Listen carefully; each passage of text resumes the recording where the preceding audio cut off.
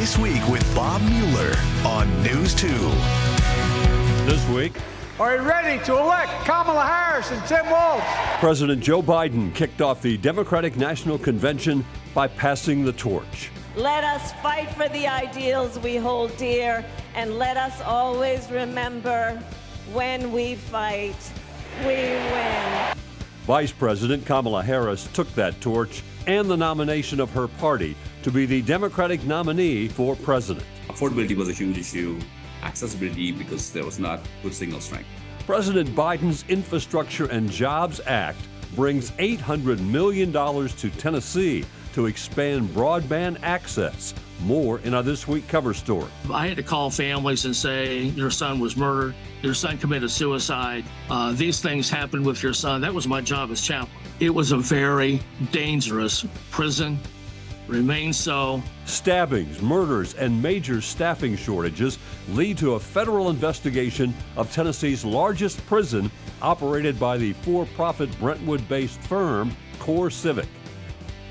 Hello again, and welcome to another edition of This Week. The torch is passed in Chicago from Joe Biden to Kamala Harris.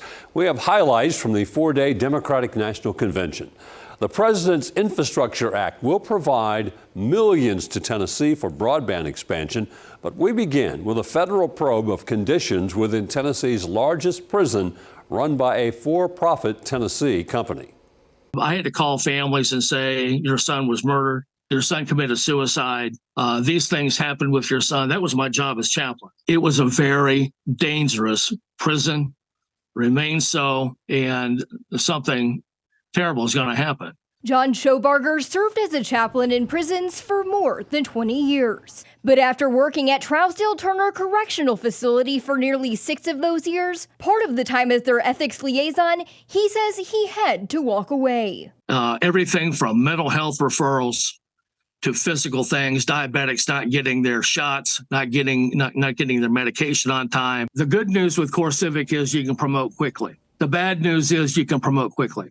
So you've got people that absolutely have no skill set for the rank that they have. On Tuesday, the DOJ announced its investigation into Trousdale-Turner after complaints of 5 stabbings in a 3-week period, 2 murders, and 15 accidental deaths in less than a year, on top of sexual misconduct and assaults. Whatever their arrangements with private companies to operate prisons, states remain obligated to protect prisoners from violence and sexual abuse. Ashley Jackson's fiance is currently housed at the facility, and she says she has major concerns over the guards. And will kind of entice them to start altercations or even worse, kind of harass them, whether it's physically, sexually, mentally, or whatever like that. She says she also has concerns over drug overdoses, the way violence is handled, and a lack of communication. I find myself checking the FOIL website every day, just to make sure that he's still where he is, that I know he's supposed to be, and to make sure that he's still alive and he's not marked deceased in the Department of Corrections. Nikki McGee, News 2. Despite the federal investigation of the Trousdale-Turner Correctional Facility run by the Brentwood-based CoreCivic company, Governor Lee maintains CoreCivic is still a good partner for the state. Commissioner Strada, in fact, has spent quite a bit of time going to that very facility to make sure that if there are deficiencies that we work to meet them. We've reduced the number of inmates at that facility over the last section of time. We have increased pay, as you know, by 30% because turnover in correctional officers is a huge problem nationwide. CoreCivic's been a very important partner to the state in operating the prisons that they operate. We want to know when there are deficiencies. We want to make sure that we're operating our prisons in the way that we should. And we'll determine that through this process. We'll see what happens. Audits have shown CoreCivic has repeatedly failed to abide by its contracts with the state. First of all, it's important that they do live up to them and that we continue to hold them accountable. And when they don't hold up to standards, then there's a payment associated with that so that they can step in. We have the audits are important. The comptroller's audits are part of the process of accountability.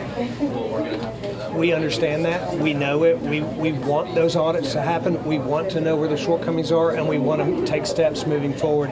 And I believe that we will see that we have taken steps moving forward, but it's a never-ending process. We should audit every prison, every facility, and make sure that it's being operated in the way it should. And when we find that there's a shortcoming or a shortfall, that we step in and make sure it's met. Huge turnover rates of personnel at CoreCivic facilities are being pointed to as a reason for decreased safety inside the prisons they operate. I mean, I certainly think CoreCivic has to show and has begun to show that a commitment to reducing turnover in their correctional department.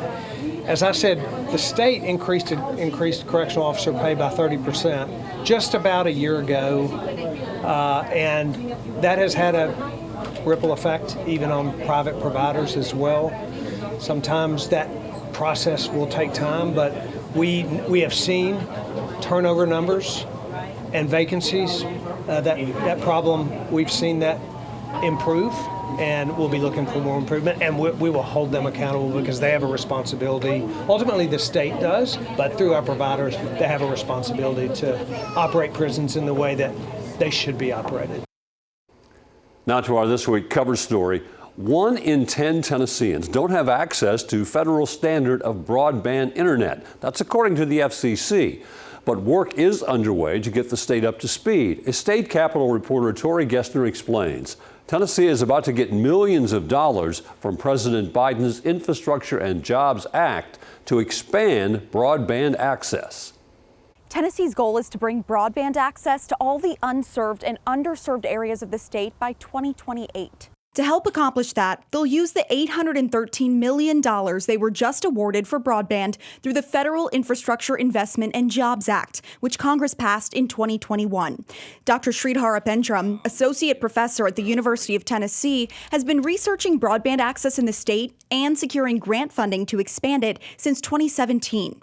He says the money and resources are there, but internet providers will likely face some challenges expanding access, including obtaining easements and right-of-ways for the fiber optic cables, which is time-consuming, then building them on rural hilly terrain. Through Apendram's research providing hotspots to people in East Tennessee, he also found out that even when people do gain access to broadband, it doesn't mean they can afford it. Most of these folks who were actually accessing these devices had maybe a high school education or a GED, making about $25,000, $50,000, and that was it. So affordability was a huge issue. Accessibility, because there was not good signal strength. Over the past several years, Tennessee has invested more than $700 million in state and federal funds to help bridge the digital divide. The FCC says right now, Tennessee has a little over 5% of the population with no broadband access. Reporting in Nashville, Tori Gessner, News 2. Stay with us. This Week continues in a moment.